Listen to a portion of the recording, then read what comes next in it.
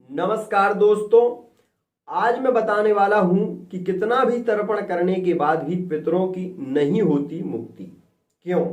कारण क्या है? मित्रों, यह श्राद्ध की पद्धतियों में लिखा मिलता है और श्राद्ध जो भी व्यक्ति करते हैं उन्हें इस बात का बहुत ज्यादा ध्यान देने की आवश्यकता है कि तर्पण करने के बाद हमेशा भीष्म पितामह को तर्पण अवश्य दें। यदि भीष्म पितामह को आपने तर्पण नहीं किया, क्योंकि वो पितामह हैं, पूरे संसार के पितामह के रूप में उन्हें माना जाता है। जिस समय शांतनु ने उन्हें यह कहा था कि तुम्हें अमरता का वरदान है, आप अपनी इच्छा मृत्यु से ही मरेंगे, भगवान ने यह भी आशीर्वाद दिया था कि जब तक आपका कोई तर्पण नहीं करेगा तब तक उस व्यक्ति का तर्पण श्रेष्ठ नहीं माना जाएगा और वह उसके पितरों को प्राप्त नहीं होगा। जब यह बात उस समय की है जब भगवान श्री कृष्ण युधिष्ठिर को ले जाकर भीष्म के पास पहुंचे थे और उसी समय जिस समय उनका देहांत हुआ, उत्तरायण में उन्होंने अपने शरीर को त्यागा और उनके लिए जलांजलि जब दी जाती हैं तो भीष्म पितामह का तर्पण हर व्यक्ति के लिए करना बहुत जरूरी रहता है, क्योंकि यह शास्त्र में भी लिखा हुआ है कि मित्रों, भीष्मः शांत नवो वीरा सत्यवादी जितेंद्रिया। भीष्म जो पितामह थे वह सत्यवादी थे,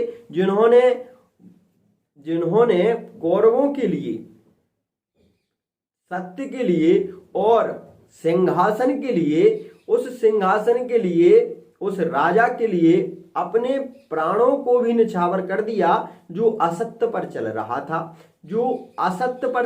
था। लेकिन उन्होंने यह वचन दिया था कि मैं हस्तिनापुर के सिंहासन से बंधा हुआ हूं और हस्तिनापुर में जो कोई भी राजा होगा मैं उसी का साथ दूंगा।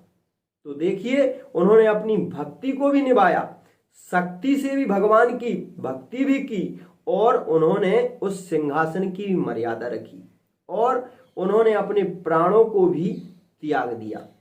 और इसीलिए जब उन्होंने ऐसी प्रतिज्ञा की, ऐसा पुत्र बहुत ही सौभाग्य से प्राप्त होता है जो कि शांतनु को भीष्म जैसा, देवव्रत जैसा पुत्र प्राप्त हुआ था। मित्रों, क्योंकि जिसने अपने पिता के लिए अपना पूरा जीवन निछावर कर दिया।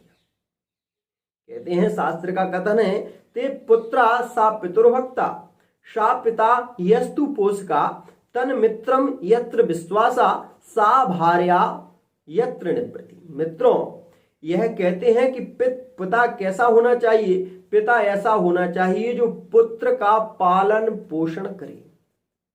लेकिन पुत्र कैसा होना चाहिए?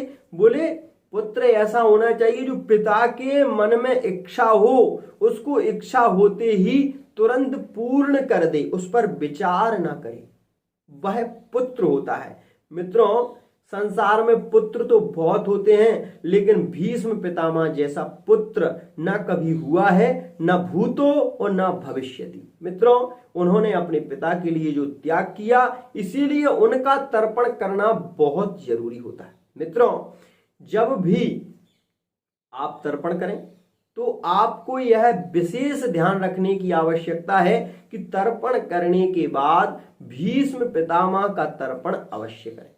और यह भी ध्यान दें कि आपके जो ज्ञात अज्ञात पितर हैं उनकी अधोगति हो गई है और आपको पता नहीं है। नरकेषु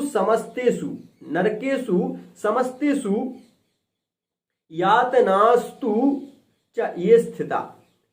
उनको यमलोक में यातना मिल रही है, स्थिता यातनास्तु, स्थिता यातना को प्राप्त हो रहे हैं। तो ऐसे पितरों के नाम से भी आप ज्ञात अज्ञात यह कहकर कि जो हमारे पितर अधोगति में प्राप्त हुए हों और जिनका हमें पता नहीं है, उनको भी 3-3 अंजलि दे दें ताकि आप उन्हें भी प्राप्त हो। और भीष्म पितामह का तर्पण अवश्य ही करें, भीष्म पितामह का तर्पण अवश्य ही करें।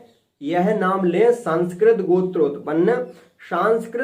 उत्पन्न और शांतनु पुत्रस्य भीष्मः तर्पयामि तर्पयामि तर्पयामि। इस प्रकार से 3 बार अंजलि भीष्म पितामह को देने से आपके पितरों को यह प्राप्त होगी और आपके पितर आपको वरदान देंगे, जिससे कि आपकी वंश की वृद्धि होगी और आपके जीवन में किसी प्रकार की कोई समस्या नहीं होगी। क्योंकि पिता जब प्रसन्न होता है तो वह अपने बच्चे को हर सुख देने में समर्थ है। मित्रों, इसलिए अवश्य ध्यान रखें कि भीष्म पितामह को जलांजलि अवश्य दें। आज के लिए इतना ही। इसी के साथ वाणी को विराम।